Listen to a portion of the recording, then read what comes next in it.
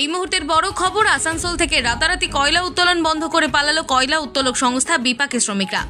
রাতারাতি কয়লা উত্তোলন বন্ধ করে পালালো কয়লা উত্তোলক সংস্থা, আর তার জেরে ইসিএল এর আসানসোলের সালানপুর এরিয়ার অন্তর্গত মোহনপুর খোলামুখ খনিতে বিক্ষোভ দেখালো কর্মীরা।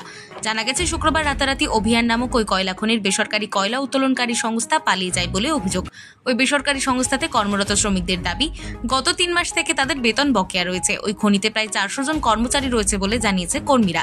তাদের দাবি, এইভাবে রাতারাতি বেসরকারি কয়লা উত্তোলন সংস্থা পালিয়ে যাওয়ার ফলে বিপাকে পড়ল কর্মীরা। অবিলম্বে নতুন কোম্পানির দায়িত্ব নিয়ে কয়লা উত্তোলন শুরু করুক বলে দাবি কর্মীদের। পাশাপাশি তাদের বকেয়া মেটানো হোক। একই সাথে কর্মীরা এজেন্ট অফিস ঘেরাও করে বিক্ষোভ দেখায়। তারা এজেন্ট ম্যানেজারের কাছে সমস্ত ঘটনা জানান। এ বিষয়ে এক শ্রমিক জানান, তারা এজেন্ট ম্যানেজারের কাছে একটি ডেমনস্ট্রেশন দেন। তাতে তিনি জানান যে কোম্পানি তাদের কাছে কোনো লিখিত জমা দেননি, তবে যে সমস্ত শ্রমিকদের বকেয়া রয়েছে সেই বকেয়া টাকা ফেরত দেওয়া হবে। তাছাড়া যদি অন্য কোনো কোম্পানি আসে তাদের নিয়োগ করা হবে। দেখুন বিস্তারিত ভয়েস অফ পুরুলিয়ায় কাজল মিত্রের রিপোর্টে। হয়েছে বিগত 2 থেকে 3 বছর আগে কোম্পানি এসেছিল, সিএলের টাইপে কোম্পানি চলছে। আমাদের কোম্পানি চলতে আমাদের যে কালকে হঠাৎ শুনছি কোম্পানি এখান থেকে চলে গেছে।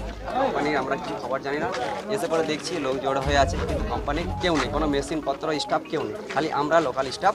কোম্পানির যে স্টাফ ছিল তারাও ধাও, কোনো